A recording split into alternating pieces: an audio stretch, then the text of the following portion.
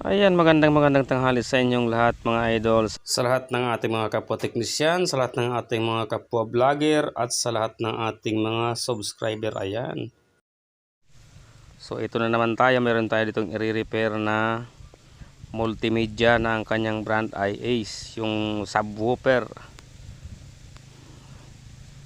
So yan, bali ang problema niya ay yung kanyang display wala na, tapos yung kanyang likod naman, yung salpakan ng RCA ay naputulan ng RCA jack nung pin, yung pinakagitna.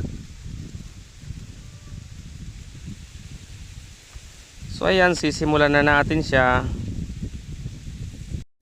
Ayan, kitang kita naman yung bumara doon sa kanyang RCA female jack. So ayan, yun ang tatanggalin natin, yung nagbara.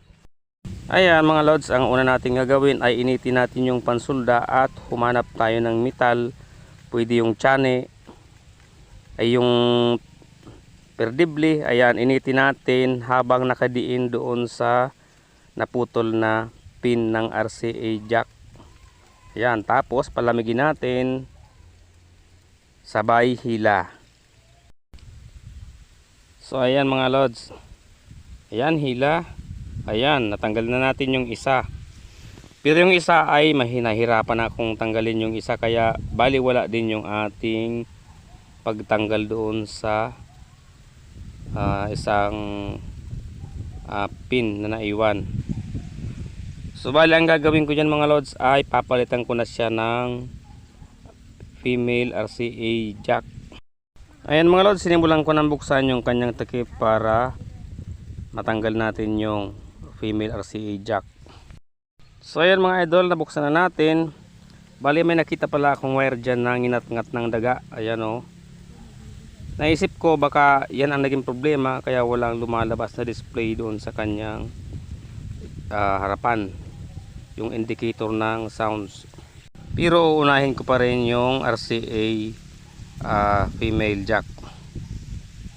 So ayan, bali binaklas ko na yung board. Ayan na yung ating papalitan na female RCA jack. Bali yung kanyang female RCA jack, yung kanyang right channel ay talagang barado. Nilagyan siguro ng shoe glue, kaya yan, hindi ko na matanggal yung naiwan na pin. So ayan mga lods, bali tinanggal ko na yung ating papalitan na female RCA jack. Ayan na siya, ayan. So ang gagawin ko dyan mga lods ay kukuha ako sa board ng DVD sa module. Sa mga lods, bali sinukat ko ay pwede naman. Tapos tatanggalin ko lang yung isang RCA female jack na sobra dyan para parehong pareho. So ayan mga lods, ayan na yung ating pamalit. Yan, isasalpak na natin. Bali yan, nakabit ko na yung ating pinampalit na female RCA jack. So yung isang sobrang pin, mamaya ay kakatingin ko na siya para maisalpak na natin lahat, maisara na.